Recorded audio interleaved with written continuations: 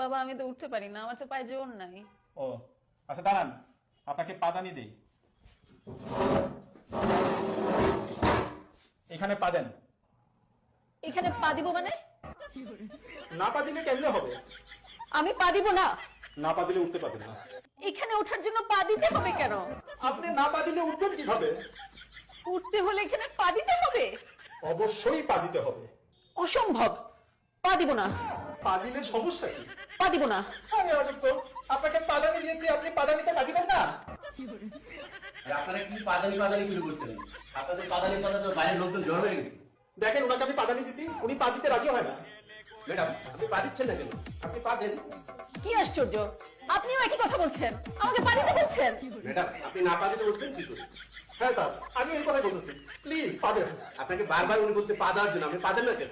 আরে ভাই আমি তো অসুস্থ, আমি এই জন্য পা দিতে পারছি না। ও উনি তো অসুস্থ, তাই তো পা দিতে পারছেন না। ও আপনি অসুস্থ তাই পা দিতে পারছেন না? এই জন্যই তো আপনাকে পাদানি দিলাম, পাদানিতেও পা দিতে পারছেন না। ধুর, আমি পা দিবই না। কি হলো, উনি পা দিল না কেন? পা দিলে পা দিক, না পা দিলে নাই। দিয়েছিলাম পাদানি, উনি পা দিতে পারেন নাই।